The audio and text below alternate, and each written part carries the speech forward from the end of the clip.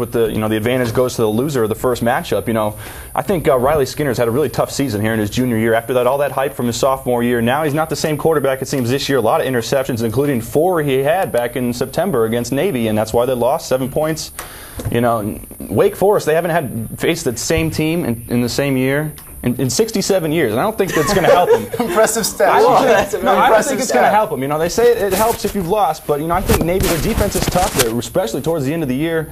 I think they can play smash mouth football running the ball. One thing, you talk about running the ball, smash mouth football, that's pretty much the only thing Navy has done this year. Now, since Wake Forest has already played them, they obviously have great chances to adjust, and I really think that with those adjustments, they will be able to shut down Navy's running game, thus their entire offense, and take that game down. I won't lie to you guys, the only game I saw Navy play was Notre Dame, and that was, against Notre Dame, rather, and that was impressive, but of course, Navy does have the first-year coach there. Paul Johnson went to Georgia Tech. We'll hear more about Georgia Tech later from a Georgia homeboy. But before that, we're going to talk about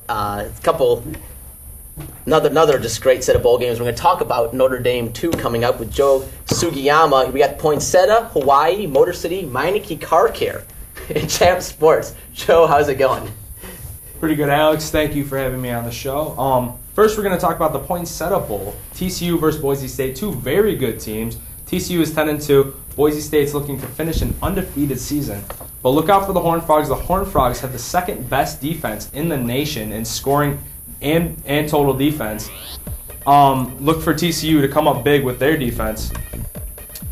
Boise State has only 1 victory against a ranked opponent in Oregon, 35-33. Look for TCU to come up big in that one. Look for TCU to win that. Next up is the Sheridan Hawaii Bowl. Hawaii versus Notre Dame. Hawaii is 7-6. Notre Dame 6-6. Jimmy Clausen, not so much. He's not very good. He's look for Hawaii to come up big. Look for Notre Dame to blow the game probably because they're just a terrible, terrible team. They lost to Syracuse on a last-second field goal. Got blown out by USC. I like Hawaii in that game. And they played a competitive game against Michigan. Yeah, that's very true. The Motor City Bowl, Florida Atlantic versus Central Michigan. Central Michigan coming out of the WAC, coming off 2 losses, one to Ball State, one to Eastern Michigan. Eastern Michigan's not a very good team. Ball State, though, knocked them out of contention for the MAC championship game. Florida Atlantic, 5-6 in the past 6 games. They became bowl eligible with a win like that. And Central is looking to win their 3rd game in 4 years. Or their second Motor City Bowl game in 3 years. The Owls don't really have much of a shot here. They're just not good enough. They allow 219 yards passing per game. So Dan Lefevre should just have a heyday in that matchup. The Meineke Car Care Bowl is a very interesting matchup in North Carolina, West Virginia. North Carolina is only in their 2nd bowl game since 2001, and West Virginia has won 5 straight New Year's Day bowl games. But North Carolina has come up big against the Big East this year. Cincinnati and Rutgers, they both blew out. They beat Connecticut by 26, Rutgers by 32, and North Carolina is playing a home game. So I give the edge here to North Carolina. North Carolina should have no problem dealing with Pat White, who is in his last game of his collegiate career, but I think that West Virginia is going to fall short in this one. Finally, we have the Champ Sports Bowl, Wisconsin versus Florida State.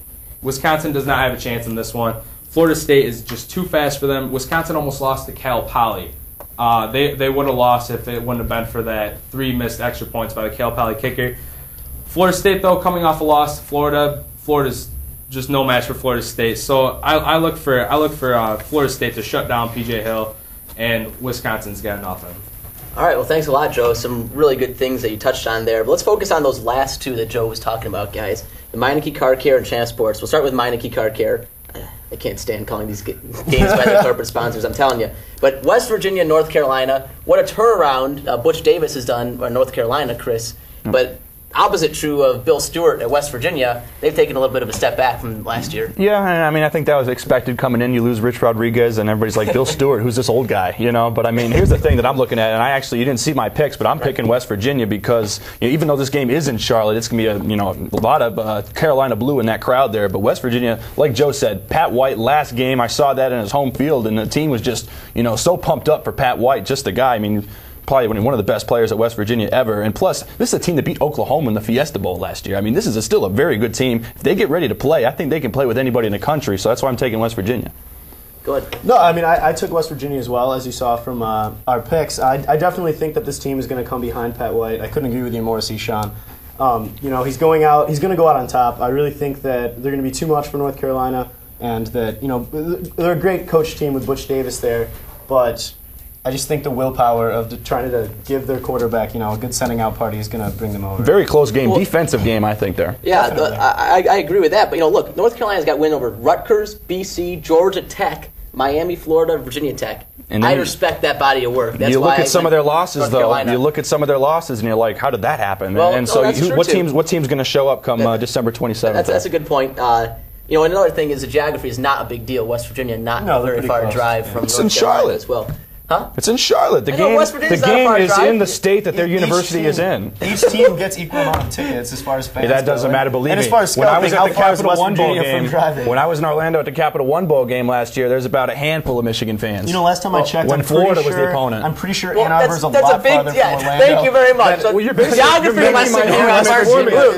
West Virginia's up here. Carolina's over here. That's still Michigan's up here. Florida's way down here. I mean, you're talking max like 200 to 400 miles. How about that Champ Sports Bowl, though? Yeah, let's move on. That's played at the Citrus Bowl there in Orlando. And Florida State, it's going to be very similar because you got Florida State. No, Florida it's not going to be similar. Against the Big Ten team. Much farther away than West Virginia. There's not going to. No, I'm saying similar to last year's Capital One Bowl game. So it's the same stadium, different bowl games, different teams. Let's get this all straight. But Wisconsin, they're going to kill. No chance. I don't even think they deserve to be in a bowl game. I couldn't believe they were in a bowl at all. I mean, at one point they lost 5 out of 6. I double took when I saw their record. And they lost to Michigan. And they lost to Michigan. 7-5. Yes, that started that huge slide.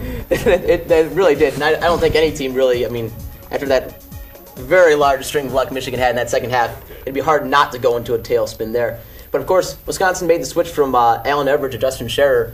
Something maybe. Yeah, and they got a little bit better. They got a little bit better. And plus, when you got big guys in the back like John Clay and P.J. Hill, maybe that's their only chance. Just take those guys and run up the gut. Smash them in the mouth, and maybe hopefully you knock out enough Florida State defenders. Well, Florida State's defense features a Rhodes Scholar, so they might be able to catch on. Yeah. All right, well, we have to go to commercial break, but coming back, more bowls.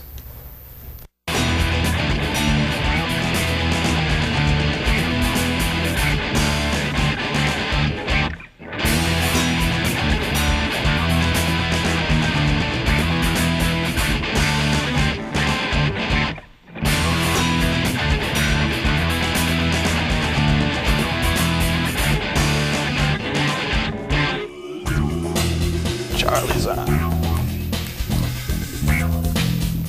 Welcome back to Varsity Blue. Alex Prasad, Christijan, Andy Baena, and Charles Clinton joining us to break down another great group of bowls. It's bowl grouping number 3. I can spit it out eventually here. Emerald Bowl, Independence, PapaJohns.com. That's a prestigious one. .com. Alamo and Humanitarian, also known as the Blue Field Bowl. Charlie, take it away. Tell us a little bit about these bowls. Well, I'm going to start off with the Emerald Bowl. I really think that this should be a fairly interesting game between two teams that kind of started off that might have been going in good directions. Cal obviously has had expectations the last couple of years, fallen off somewhat this year. Miami was expected to make a run early in the year, and they didn't. And they fell off considerably by the end of the season. I think Cal's going to take that game. It actually says up there that I'm going to pick Miami. I changed my mind. But Did you wear a pair of flip-flops in Charlie? Or yes, I did. I'm pulling a John Kerry here. Here we have also have the Independence Bowl right now between Northern Illinois and Louisiana Tech. Now that game, I also am going to wear a pair of flip-flops on that one because I really don't think Northern Illinois has a chance. I mean, they're a 6-6 MAC team. What are they doing in a bowl game to begin with? And Louisiana Tech is right in the backyard of the Independence Bowl, so they really should have a better game because of that. And they've won the last 5 of 7. And they have won the last 5 of 7, even though they had that awful start. Also, North Carolina State in the PapaJohns.com Bowl. Now, this is probably the most interesting of the bowls I have to pick. They're playing Rutgers, and a lot of people have been saying Rutgers last year, great team, should have done better. Or it was 2 years ago they had a great team, came close to winning the Big East, came close to fairly close to a national championship. And this year they went 6-6. They struggled into a bowl game, but they blew out their